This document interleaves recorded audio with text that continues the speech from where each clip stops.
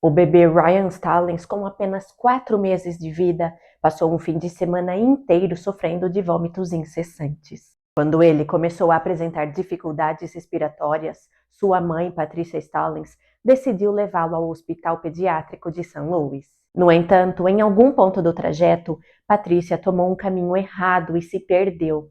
Sem saber, aquela simples decisão de desvio seria o início de uma sequência de eventos trágicos que ela lamentaria pelo resto de sua vida. Nascida em meados da década de 1960, Patrícia carregava as marcas de uma vida difícil. Durante anos, ela enfrentou períodos sombrios, vivendo à margem da sociedade, sem sequer ter um lar fixo.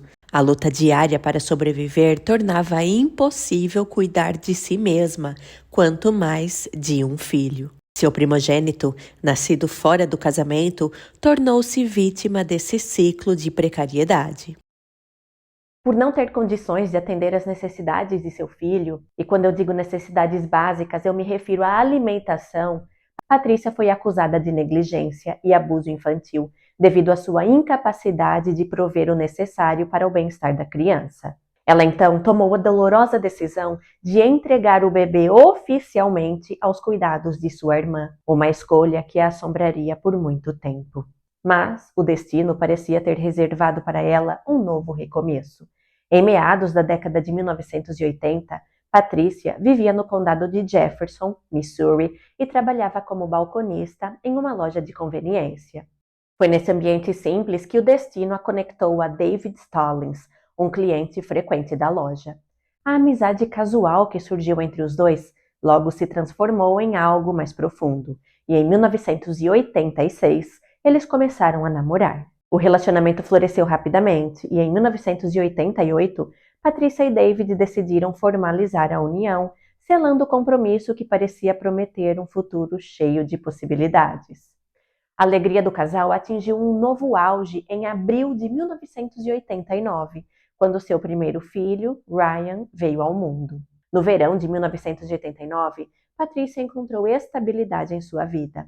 David Stallings, o homem com quem ela se casou, trouxe um novo sentido de segurança e felicidade. A união transformou sua realidade, oferecendo a ela um vislumbre de uma vida que antes parecia ser inatingível. Juntos, eles se estabeleceram em uma casa simples, mas bem cuidada, em um loteamento que oferecia uma vista serena para um lago, nos arredores de St. Louis. Em abril daquele ano, a chegada do filho do casal, Ryan, parecia o complemento perfeito para sua nova vida. Pela primeira vez, Patrícia sentiu que fazia parte da classe média, algo que até então era apenas um sonho distante. Ela olhava para tudo ao seu redor com um misto de gratidão e alegria. Ela disse: "Foi o momento mais feliz da minha vida. Tudo estava perfeito. Tudo. Uma nova casa, um novo bebê. Quero dizer, o que poderia dar errado?"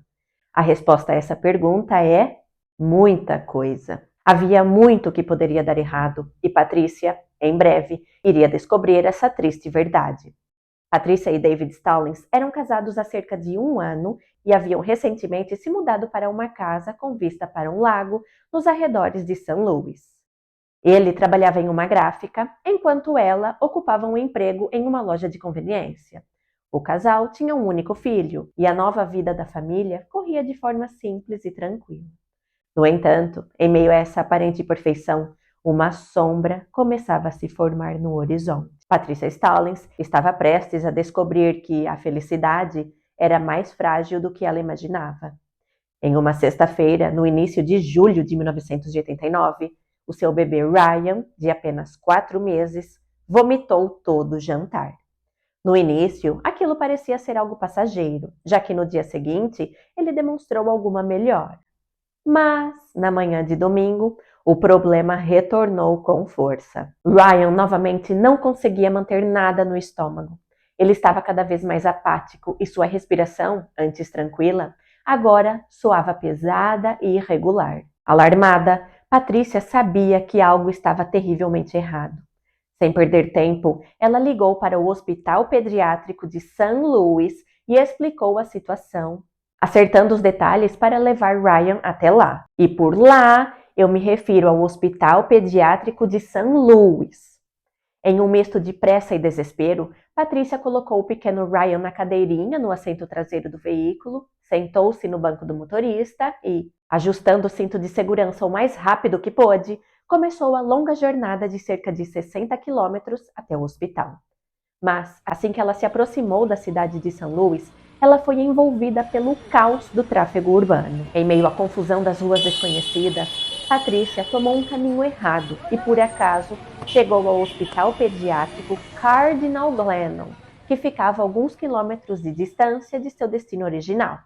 Apesar do erro, Patrícia ficou aliviada, afinal, ela conseguiu chegar a um hospital pediátrico. Certamente os médicos ali teriam as habilidades necessárias para ajudar o seu bebê Ryan. Estamos em um hospital infantil, vai ficar tudo bem, ela disse a si mesma enquanto carregava Ryan para dentro da emergência. Mal sabia Patrícia que essa mudança de rota, aparentemente inofensiva, marcaria o início de uma tragédia que viraria sua vida de cabeça para baixo. Os médicos do Cardinal Glennon Children's Hospital, o hospital pediátrico onde Patrícia foi parar, verificaram que a situação era grave. Ryan estava apático, quase em estado de coma e não conseguia parar de vomitar. Alarmados, eles iniciaram uma série de exames urgentes para descobrir a origem de seus sintomas.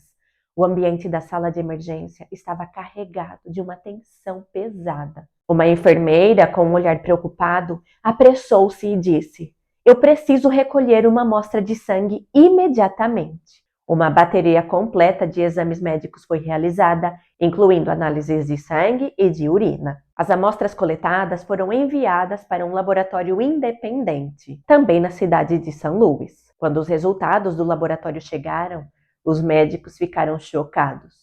No sangue de Ryan foram detectados níveis altíssimos de etilenoglicol, uma substância incolor encontrada em solventes industriais e resinas que é altamente tóxica se ingerida em doses significativas. A revelação causou alvoroço e o médico responsável pela equipe de atendimento não hesitou em considerar a possibilidade de que Ryan tivesse sido envenenado. O hospital prontamente notificou o departamento do xerife e o departamento de serviços familiares do Missouri. Uma investigação foi iniciada enquanto os policiais agiam. Ryan foi colocado sob custódia protetiva, longe de sua mãe Patrícia e de seu pai, David. A polícia foi até a casa dos Stallings para fazer uma revista completa. Enquanto eles vasculhavam os cômodos, a atmosfera ficava cada vez mais carregada de suspeita e apreensão. O ápice do suspense veio quando eles chegaram ao porão. Lá, sob uma mesa de bilhar, os policiais encontraram 2 recipientes de anticongelante. Um deles estava pela metade e seu rótulo destacava o seu principal ingrediente, etilenoglicol. O investigador responsável não escondeu sua consternação ao declarar: "O corpo humano não produz etilenoglicol de forma natural. Para estar presente no organismo, o etilenoglicol deve ser ingerido e, considerando que estamos lidando com um bebê de apenas 4 meses, é impossível que ele tenha ingerido isso por conta própria. Alguém colocou etilenoglicol no seu organismo de forma deliberada."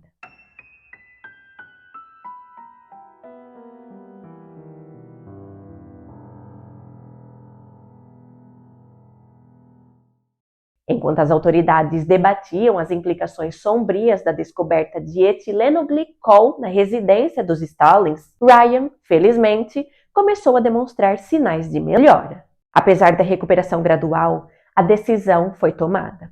Ele não seria devolvido aos cuidados de seus pais. A sombra da desconfiança pairava sobre Patrícia e David Stallings, e o caso ganhava contornos ainda mais sombrios, repleto de perguntas sem respostas e um futuro incerto para a família. O Departamento de Serviços Familiares decidiu que Ryan não retornaria para seus pais enquanto a investigação não fosse concluída. Assim, o bebê foi colocado em um lar temporário sob os cuidados de uma família adotiva. O desenrolar da investigação, porém, trouxe à tona informações perturbadoras que lançaram uma sombra ainda mais escura sobre o caso. Os investigadores descobriram que Patrícia Stallings tinha outro filho, um menino que em 1989 estava com 5 anos e que vivia sob a guarda de sua irmã devido a acusações graves de abuso infantil. Patrícia explicou aos policiais que a criança havia nascido fora do casamento, quando ela ainda era muito jovem, e que logo após o nascimento do bebê, o Estado interveio ao constatar que a criança apresentava sinais de desnutrição. Quando questionada, Patrícia alegou que naquela época, ao ser abandonada à sua própria sorte pelo seu companheiro com uma criança recém-nascida, ela própria vivia em condições deploráveis, sem dinheiro, sem residência fixa e, portanto, era incapaz de oferecer ao filho os cuidados necessários. A explicação de Patrícia era de fato comovente, mas não afastava as suspeitas que estavam pairando sobre ela. Enquanto Ryan permanecia no lar adotivo, Patrícia recebeu permissão para visitá-lo. Ela tinha autorização para ver seu bebê uma vez por semana, sempre sob a supervisão do Departamento de Serviços Familiares. Durante essas visitas, ela era monitorada de perto e cada interação entre mãe e filho era registrada como parte da investigação. No entanto, após a 6ª visita supervisionada, um novo capítulo sinistro foi adicionado ao caso. Ryan voltou a adoecer. O bebê foi levado às pressas ao Hospital Pediátrico Cardinal Glennon, onde os exames revelaram algo ainda mais alarmante. O nível de etilenoglicol em seu sangue era assustadoramente alto, alcançando 911 miligramas por mililitro de soro sanguíneo. E esses resultados foram confirmados por análises conduzidas por um outro laboratório, também particular. O laboratório realizou uma análise de espectrometria de massa e confirmou: etilenoglicol estava presente no organismo de Ryan. Eles também analisaram um frasco de mamadeira que Patrícia havia usado para alimentar o bebê durante a visita supervisionada. Após ter sido usada por Patrícia, a mamadeira já tinha sido lavada e usada outras vezes para dar leite a Ryan, mas a análise encontrou na mamadeira traços de etilenoglicol. Mais inquietante ainda foi a informação que surgiu a seguir. Foi descoberto que, contrariando as instruções claras que lhe haviam sido dadas, o responsável por supervisionar Patrícia durante a visita, por alguns momentos, havia inexplicavelmente deixado a sala. O intervalo, aparentemente insignificante, foi suficiente para que a sombra de culpa recaísse sobre Patrícia com um peso ainda maior. Cada novo detalhe da investigação parecia se entrelaçar em uma teia sufocante de dúvidas e acusações, deixando no ar a pergunta que ninguém ousava fazer diretamente. Seria Patrícia Stallings culpada de envenenar seu próprio filho, ou estaria ela presa em um ciclo cruel de coincidências e julgamentos precipitados? O suspense crescia enquanto as peças do quebra-cabeça continuavam a se encaixar de forma sombria. Os promotores não demoraram a conectar os fatos. Eles acreditavam que Ryan tinha sido envenenado novamente por Patrícia no intervalo de tempo em que o supervisor responsável por monitorar a visita deixou a sala. A investigação se aprofundou e o frasco de mamadeira usado por Patrícia durante a visita para amamentar Ryan foi novamente submetido a testes por outro laboratório e os resultados confirmaram. Traços de etilenoglicol estavam presentes. Diante dessas evidências, Patrícia Stallings foi presa e acusada.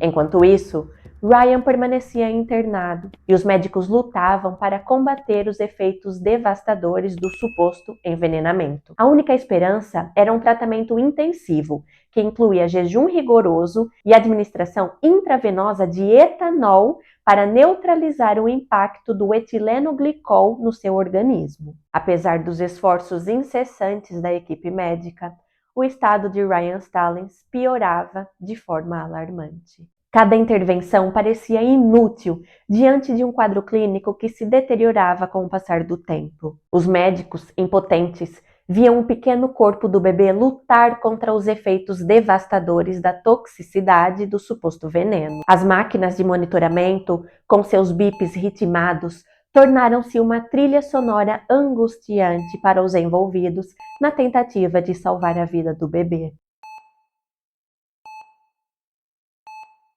Então, uma semana após sua internação, Ryan não resistiu. Infelizmente, o bebê sucumbiu, deixando um rastro de dor e perguntas sem respostas. A notícia da morte de Ryan não foi apenas um golpe devastador para quem acompanhava o caso, foi também o ponto de virada no destino de Patricia Stallings. O que antes era uma acusação de tentativa de envenenamento, agora se transformava em uma grave acusação de assassinato. O anúncio do falecimento de Ryan foi feito de forma abrupta.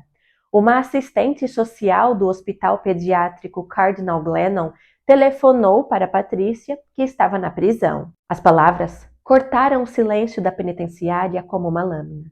Seu filho faleceu. A notícia carregava um peso que seria difícil de suportar por qualquer mãe. Entretanto, o comportamento de Patricia foi um tanto quanto estranho. Ela respondeu com uma frase que chocaria a todos. Patricia disse: "Eu não me importo com isso. Passe o telefone para David. Eu quero sair desse inferno." Para muitos, essa resposta foi a confirmação de algo sombrio. Investigadores, promotores e até membros da comunidade viram nessa declaração uma evidência de culpa. Como uma mãe poderia reagir assim à perda de seu bebê? O que estaria por trás daquela aparente insensibilidade? A frase não apenas alimentou as suspeitas contra Patricia, mas também a colocou no centro de uma tempestade de julgamentos que não se restringiam ao tribunal. Enquanto a acusação se preparava para apresentar sua nova denúncia de assassinato, o caso Patricia Stallings tomava contornos ainda mais trágicos e controversos. Para Patricia, o inferno que ela mencionou ao telefone estava apenas começando. Para os investigadores, essa resposta, combinada com um conjunto de evidências científicas e circunstanciais, só reforçava a conclusão de que Patricia era culpada. 2 laboratórios diferentes confirmaram a presença de grandes quantidades de etilenoglicol no sangue de Ryan, assim como a detecção da substância no frasco de mamadeira que Patricia usou para alimentar o bebê durante a sua última visita. À medida que o caso avançava, o destino de Patricia parecia selado. As evidências contra ela eram esmagadoras. A acusação de assassinato lançava uma sombra ainda mais densa sobre a mulher, enquanto o tribunal e a opinião pública se preparavam para julgar não apenas os fatos, mas também a essência de quem era Patricia Stallings. A investigação foi meticulosa. Como mencionado, o frasco da mamadeira utilizado durante a visita foi recolhido e os testes confirmaram a presença de etilenoglicol. Para os promotores, as evidências científicas, somadas ao comportamento de Patricia, pintavam um quadro inescapável. Tudo parecia apontar para ela como responsável pela tragédia. Com cada nova peça de informação, o caso ganhava contornos ainda mais dramáticos e sombrios, elevando a tensão e deixando a dúvida persistente. Seria Patricia culpada de um ato tão hediondo ou haveria algo mais profundo e inquietante escondido sob a superfície das evidências? A atmosfera de incerteza e a suspeita parecia sufocar todos os envolvidos, enquanto a verdade permanecia obscura. Enquanto isso, Patricia permanecia presa, aguardando o julgamento. 3 meses após sua prisão, enquanto o peso das acusações pairava sobre ela como uma sentença já proferida, Patricia Stallings recebeu uma notícia que mudaria sua trajetória para sempre. Ela estava grávida.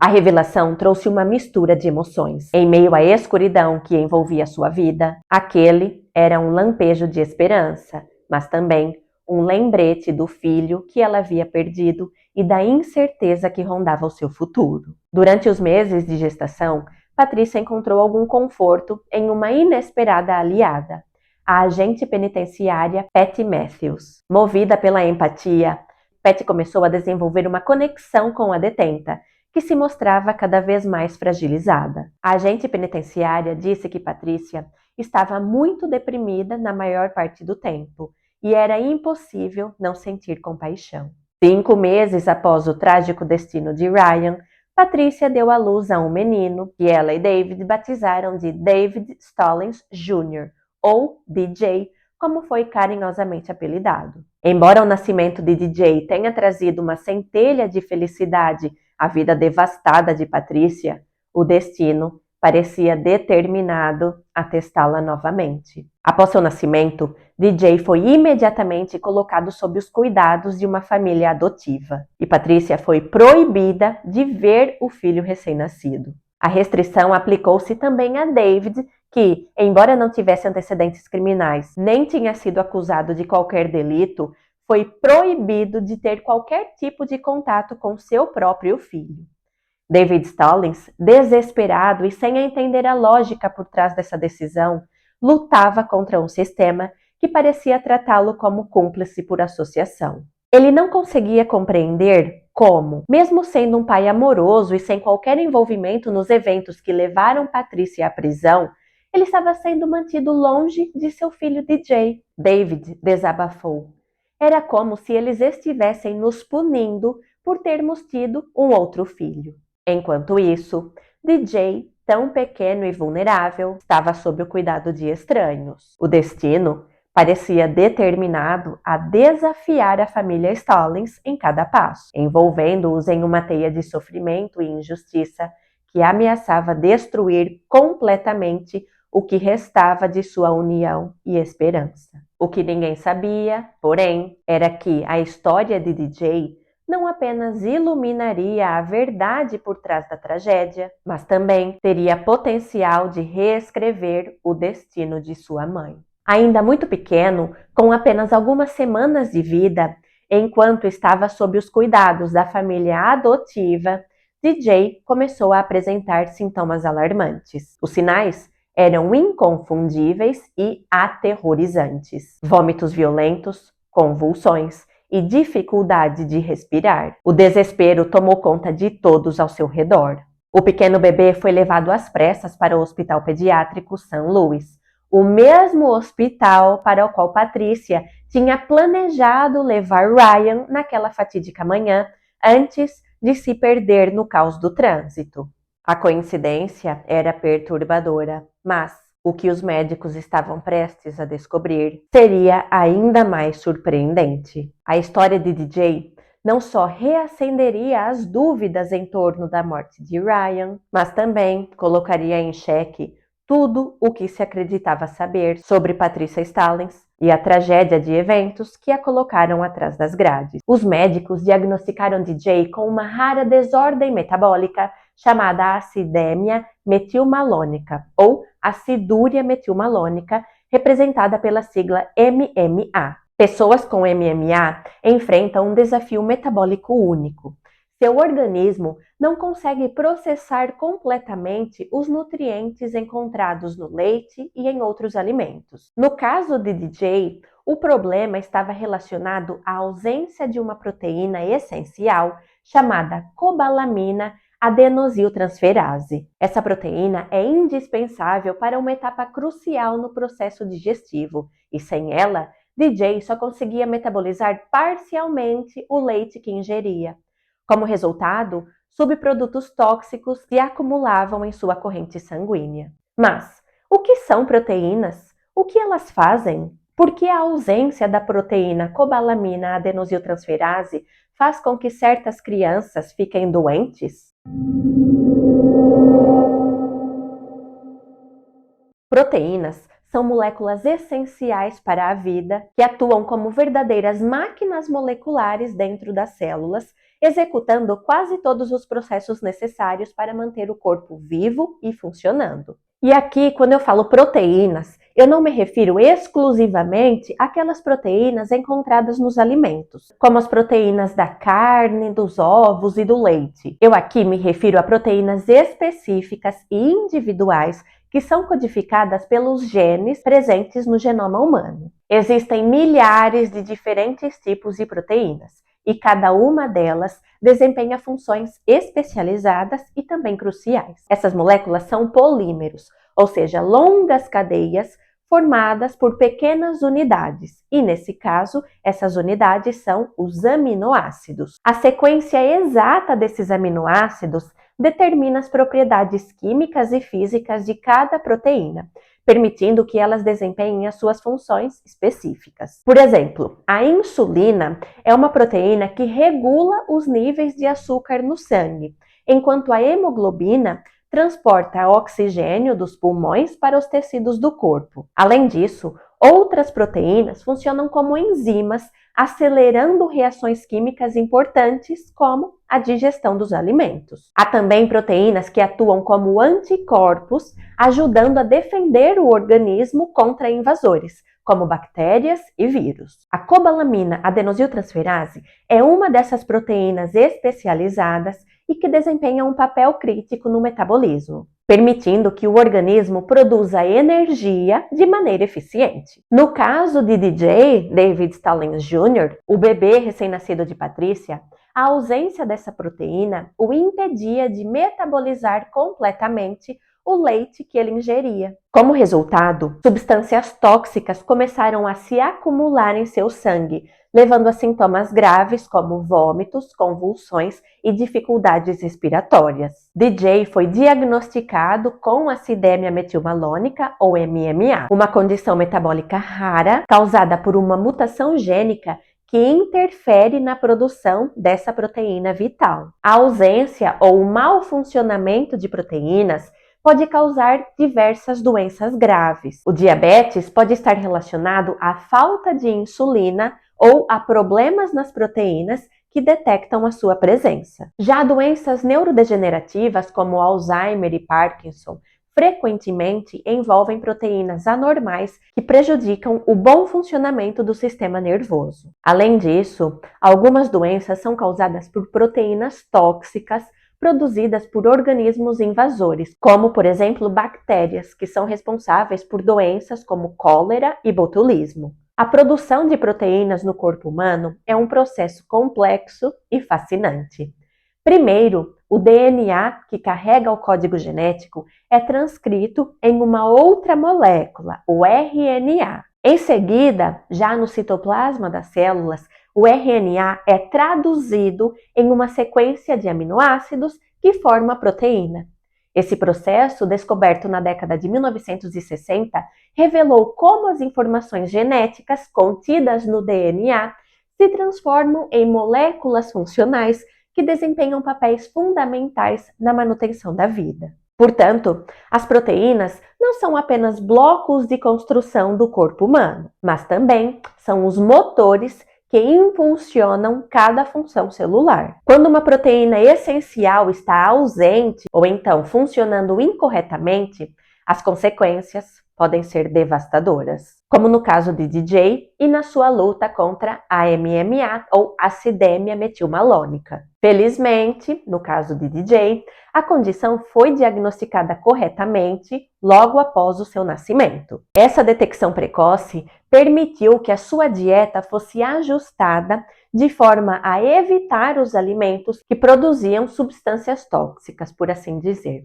Graças a isso, embora tivesse que lidar com os desafios de uma dieta restrita e monitoramento contínuo, DJ conseguiu sobreviver. A descoberta sobre DJ levantou uma questão inquietante e cheia de implicações.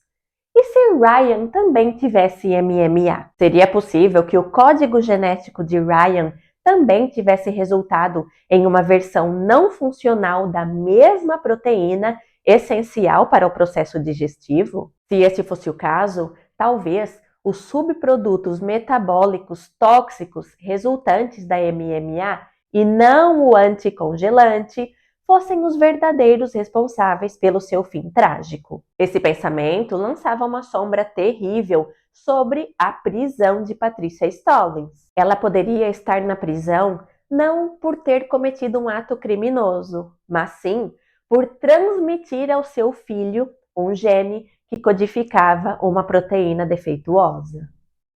E se você estiver interessado em entender mais como esse processo de transmissão genética ocorre, no fim do vídeo, eu fiz uma explicação com um caráter mais científico. Mas agora, vamos de volta para o caso. Por transmitir ao seu filho um gene que codificava uma proteína defeituosa.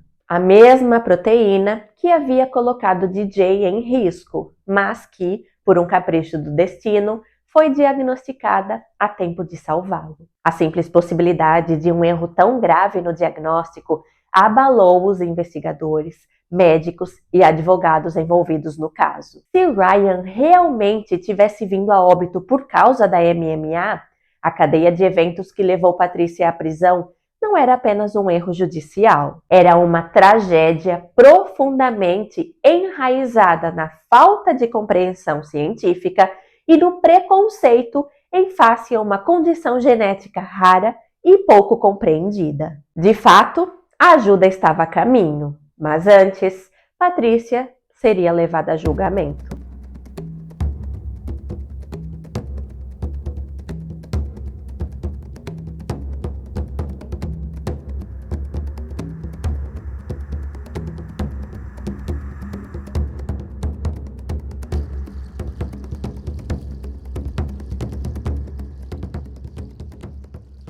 No julgamento, os promotores buscavam para Patrícia Stallings a pena capital. Apesar da nova evidência genética envolvendo DJ, o advogado de defesa de Patrícia não conseguiu reunir especialistas dispostos a testemunhar que MMA poderia ter causado a morte de Ryan. Por outro lado, as testemunhas de acusação sustentavam unanimemente que o etilenoglicol era a causa de morte, que ele só poderia ter sido ingerido e que todos os indícios apontavam para Patrícia como responsável. O júri também foi impactado pelo comportamento de Patrícia durante a ligação telefônica em que foi informada da morte de seu bebê Ryan. Suas palavras e reações foram vistas como insensíveis e usadas contra ela. O promotor disse ao júri: "Não tentem entender por que Patrícia Stallings envenenou seu filho, alimentando-o com uma mamadeira misturada com anticongelante. O que importa é que ela fez isso. Somente ela poderia ter feito." Após ouvir essas palavras, o júri não demorou muito para chegar a um veredito. Poucas horas depois, em 1º de fevereiro de 1991, o presidente do júri levantou-se perante o tribunal e anunciou o veredito. Patrícia Stallings foi considerada culpada de assassinato em 1º grau. Algumas semanas depois, o juiz Gary P. Kramer anunciou a sua sentença. Patrícia foi condenada a cumprir uma pena de prisão perpétua sem a possibilidade de liberdade condicional. A decisão devastou seu marido David, que desabou em choque ao ouvir o veredito e precisou ser levado ao hospital. Amigos e familiares de Patrícia, presentes no tribunal, vestiam camisetas com a mensagem: "Por favor, ajude-nos. Patrícia Stallings é inocente." Após recuperar-se do choque, David reuniu forças e começou a trabalhar arduamente para dar mais visibilidade ao caso, na esperança de que alguém com os recursos ou então com o conhecimento científico necessários se interessasse pela situação de Patrícia. E David conseguiu atrair a atenção dos produtores de um programa de televisão. Esse programa é chamado Unsolved Mysteries, ou Mistérios Não Solucionados, que, em maio de 1991, exibiu um episódio sobre o caso de Patrícia. Entre os espectadores do programa estava o Dr. William Sly, um renomado geneticista e pediatra que era chefe do Departamento de Bioquímica da Universidade de St. Louis.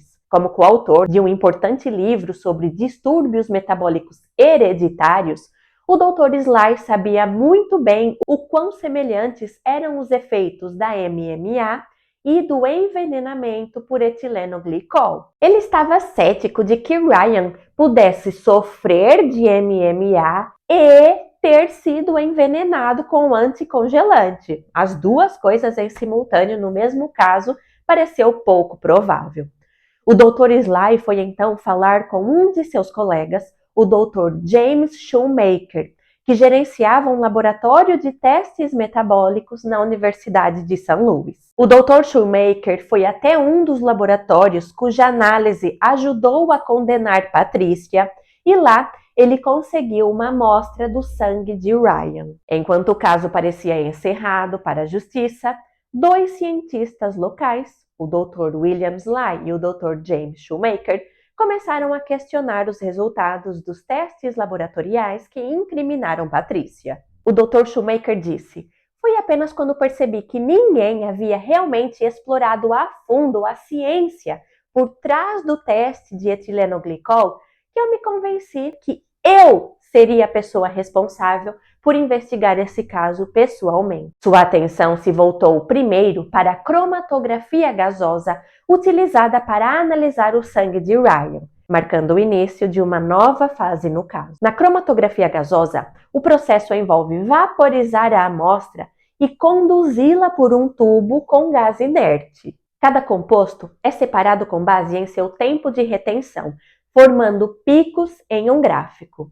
Médicos que testemunharam contra Patrícia Stallings no julgamento afirmaram que o gráfico do soro sanguíneo de Ryan apresentava um pico correspondente ao tempo de retenção do etilenoglicol, reforçando a acusação de envenenamento. No entanto, ao reexaminar as amostras de sangue de Ryan, o Dr. Shoemaker não encontrou etilenoglicol. Ele identificou uma outra substância, ácido propiônico.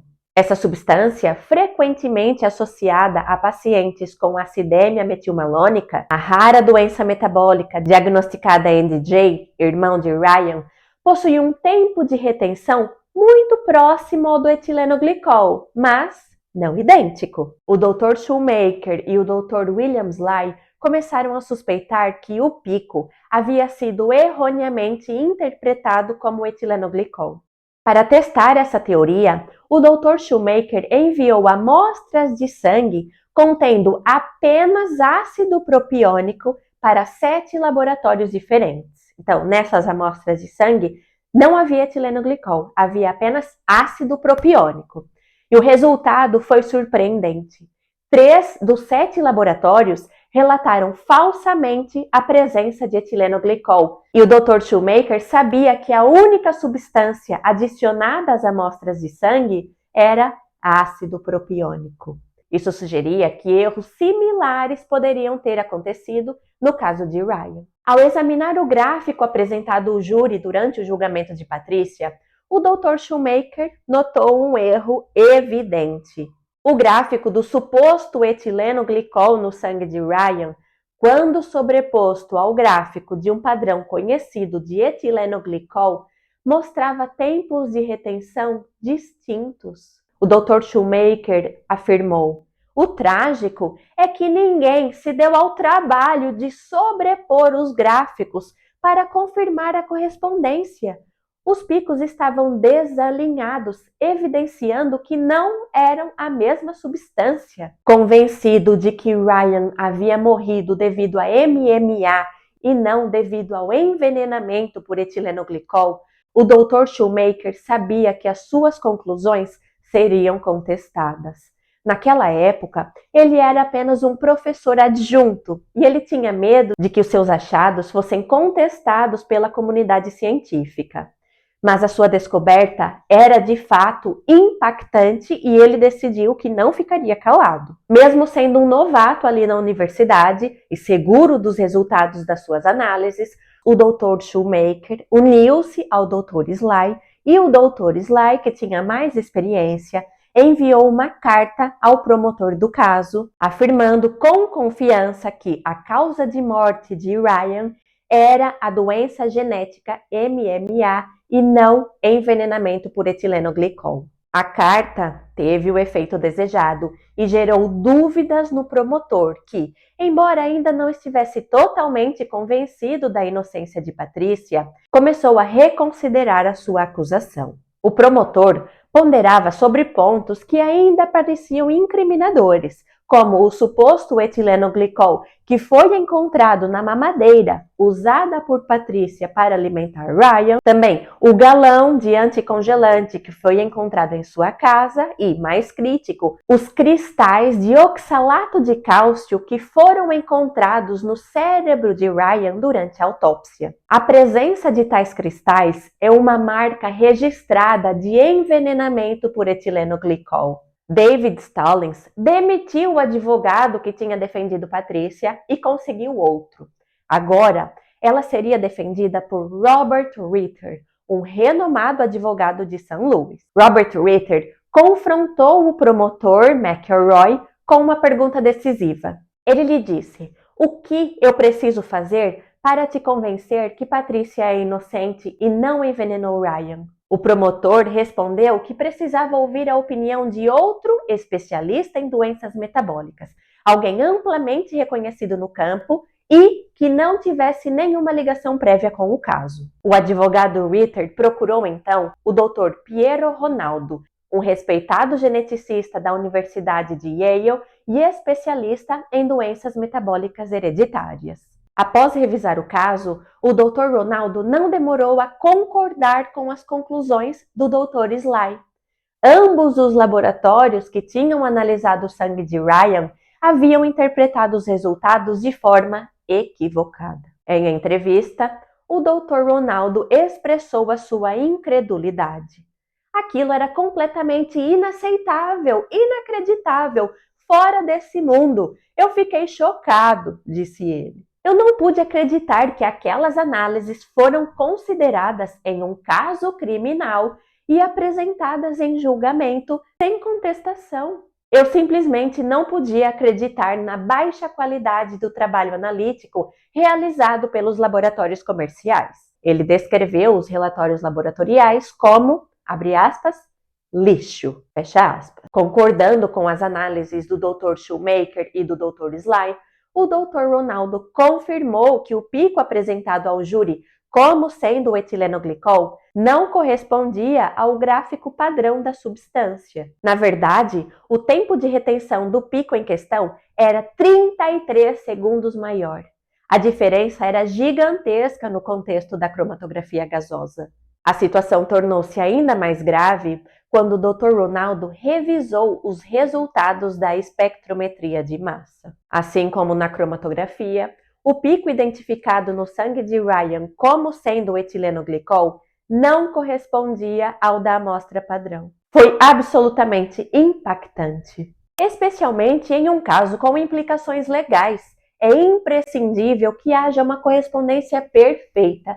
E isso nem chegava perto, afirmou o Dr. Ronaldo. Imediatamente, o Dr. Ronaldo apresentou as suas conclusões ao promotor George McElroy, que ficou convencido da gravidade dos erros cometidos durante a investigação. No dia seguinte, o promotor McElroy realizou uma coletiva de imprensa para anunciar a reviravolta no caso. Após ver que diferentes especialistas em doenças metabólicas concordavam em relação às análises, o promotor McElroy finalmente se deu por convencido. Ele disse: "O estado do Missouri está arquivando todas as acusações contra Patricia Stallings relacionadas à morte de seu filho Ryan.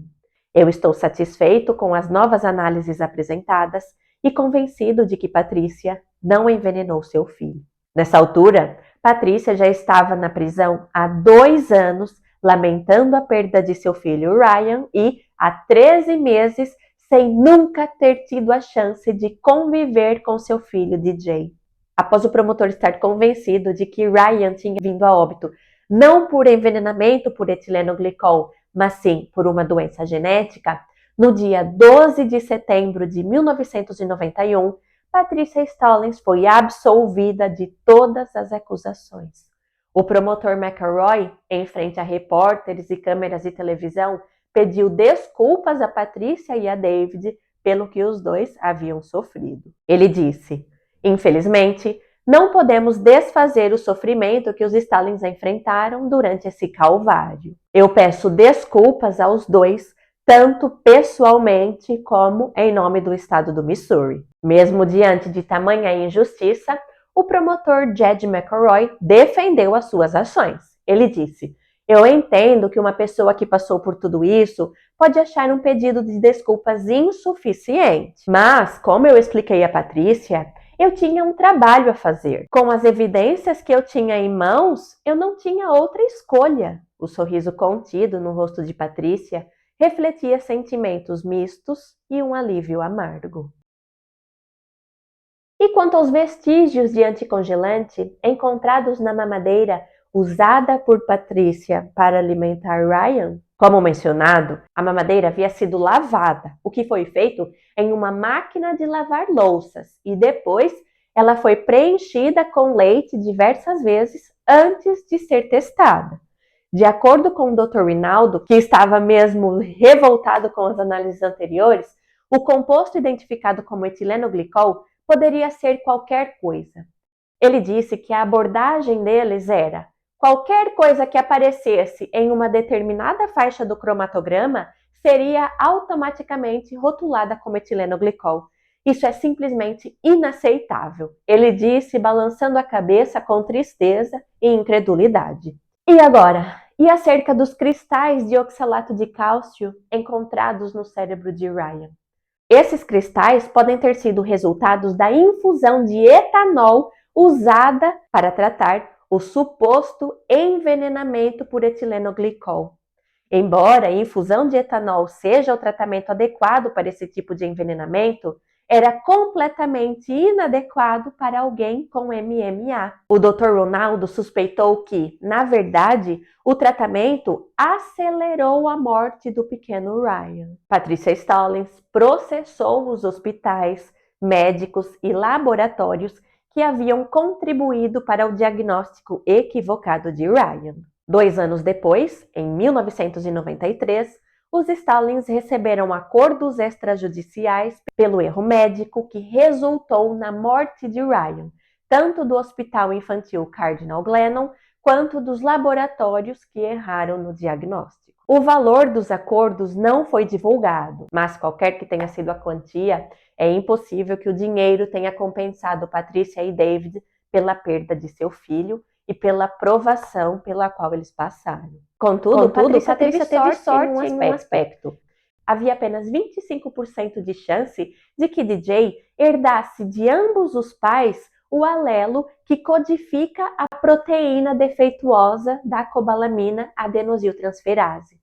Se DJ não tivesse nascido, Patrícia Stallings estaria na prisão pelo resto de sua vida, sem chance de liberdade condicional, e ninguém jamais questionaria o diagnóstico. O nascimento de DJ foi o divisor de águas, pois a identificação de sua doença metabólica, MMA, abriu caminho para a descoberta da verdade sobre a morte de Ryan. Enquanto isso, DJ, cujo diagnóstico de MMA desvendou o mistério em torno da morte de seu irmão, segue tendo a sua condição gerenciada com uma dieta especial e outros tratamentos.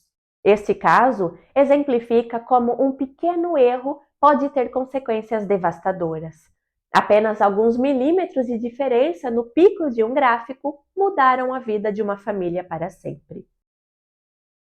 A ciência, que inicialmente condenou Patrícia, acabou sendo sua maior aliada, provando a sua inocência e desvendando os verdadeiros eventos que levaram à tragédia.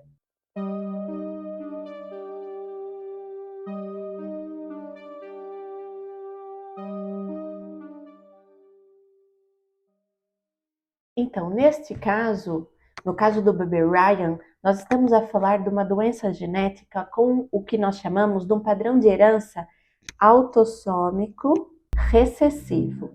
Isso significa que o gene em questão responsável por produzir a proteína está localizado no DNA que está no núcleo das nossas células e não nos cromossomos sexuais, não no cromossomo X nem no cromossomo Y. Isso referente ao autossômico. E agora, referente ao padrão recessivo, isso significa que, para a doença se manifestar, um indivíduo tem que ter duas cópias do mesmo alelo. Nesse caso, nós vamos chamar, entre aspas, de alelo defeituoso, que é o alelo que é responsável por produzir uma proteína que não possui as características da proteína original e assim essa proteína não vai desempenhar as suas funções de maneira adequada. Então, assim sendo, eu vou tentar ilustrar aqui o que aconteceu no caso do bebê Ryan. Nós temos a Patrícia, a sua mãe Patrícia, que se casou com David Stallings. Os dois tiveram o Ryan, o bebê que faleceu supostamente devido a um envenenamento causado por sua mãe, que supostamente lhe deu anticongelante, um produto que contém etilenoglicol. Pois bem, Ryan infelizmente faleceu e a seguir Patrícia, vou desenhar aqui um outro cladograma para não ficar tão apertado. A seguir, Patrícia e David, que tiveram Ryan, que faleceu, tiveram outro bebê, neste caso o DJ, que foi diagnosticado com acidemia ou acidúria metilmalônica. Para DJ manifestar essa patologia, que é uma patologia com padrão de herança autossômico recessivo, ele obrigatoriamente herdou os dois alelos.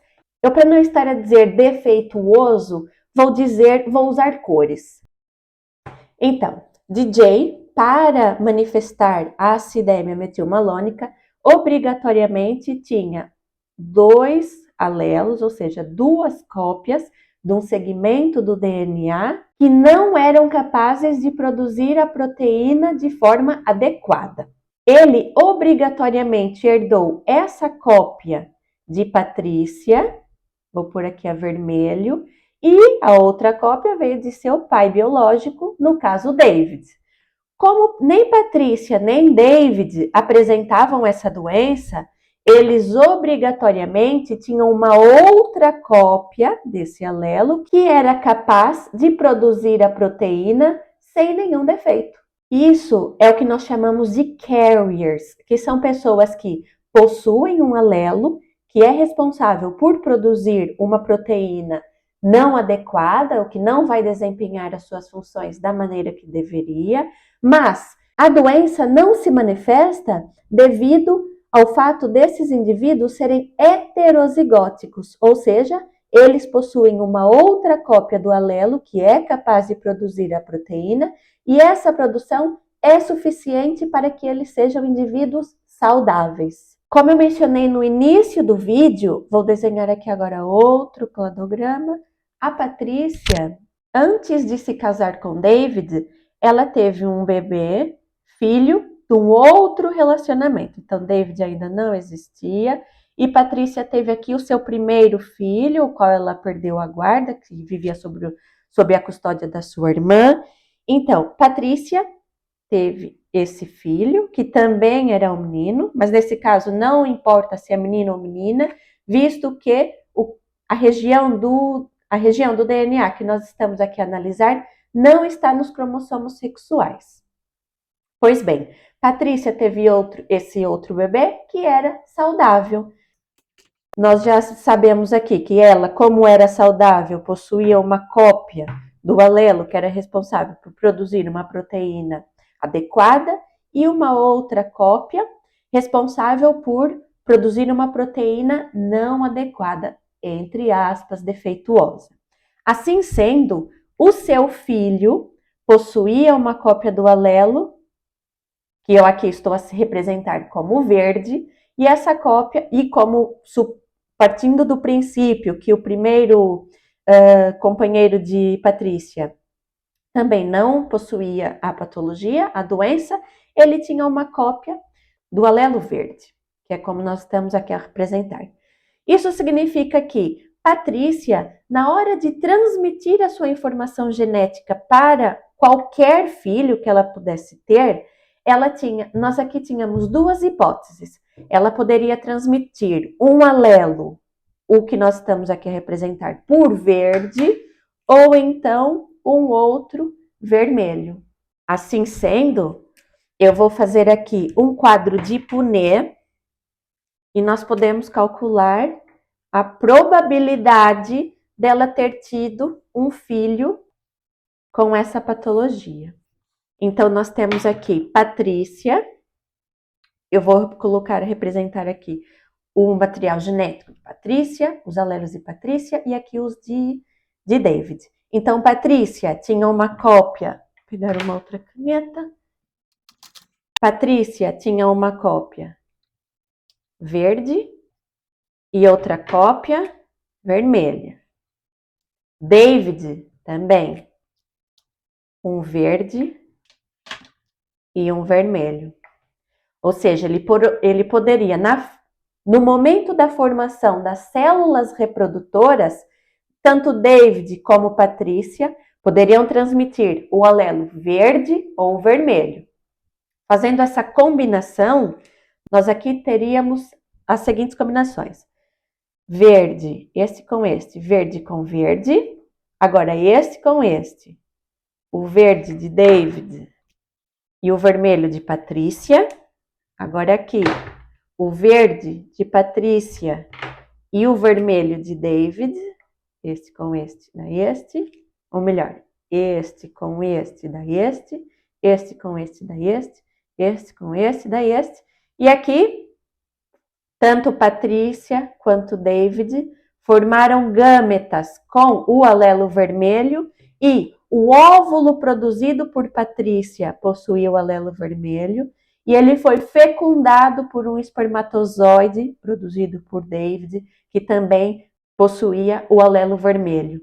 Assim sendo, nós temos aqui quatro possíveis combinações, que é o nosso total. E para o bebê gerado manifestar a doença, nós vamos analisar aqui uma a uma, ele aqui é saudável e não é portador do alelo vermelho. Ele aqui é saudável e é portador do alelo vermelho, aqui e aqui. E nessa combinação, ele não é saudável. Ele possui a patologia porque ele possui duas cópias do alelo vermelho. Então, nós temos 1 em 4. Isso nos dá uma razão de 1 para 4. 1 a dividir por 4, que é 0,25, que é igual a 25%. Ou seja, havia 25% de chances de que David e Patrícia gerassem um filho com essa patologia. Eles, no caso, geraram não apenas Ryan, que foi o primeiro filho. Então, tanto o Ryan como o David Jr., David Stallings Jr., chamado de DJ, possuíam essa patologia. Como essas probabilidades são independentes, o fato deles já terem tido, possivelmente, não é no caso de Ryan, deles possivelmente terem tido um bebê com essa patologia, não afeta a probabilidade, não afeta as chances deles terem um segundo bebê com a mesma doença. Entretanto, a probabilidade desses eventos combinados acontecerem eles tiveram um filho doente, nesse caso o Ryan, que era a chance de 1 para 4, e vezes outro filho com a patologia, que era DJ. Então, aqui nós temos numerador vezes numerador, que dá 1, denominador vezes denominador, 4 vezes 4, que dá 16. Isso é igual a 0,0625. Isso vezes 100 é igual a 6,25%.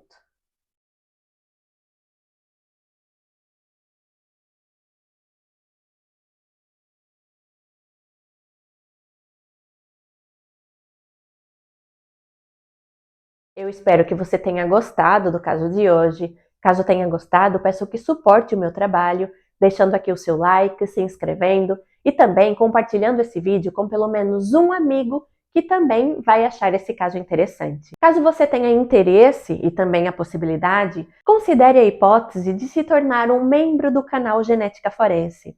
Assim, você vai ter acesso antecipado a todo o conteúdo que eu posto por aqui, acesso a emojis exclusivos e também a conteúdo exclusivo, pois eu posto aqui no canal alguns vídeos que são exclusivos para os membros. Se você gostou desse caso, não deixe de assistir a este aqui, cujo link eu vou deixar no primeiro comentário fixado. E qual é a sua opinião acerca desse caso? Você achou estranho o comportamento de Patrícia quando recebeu a notícia da morte de seu filho? De fato, ela não demonstrou assim grande emoção. Entretanto, ter sido condenada à prisão perpétua com base no seu comportamento não é uma pena muito justa, não é mesmo? Diferentes pessoas têm diferentes reações quando expostas a situações de estresse. Eu quero muito ler a sua opinião acerca desse caso aqui na seção dos comentários. Para você que chegou até aqui no fim do vídeo, eu deixo o meu mais sincero agradecimento. Um grande abraço e eu te vejo aqui no próximo vídeo.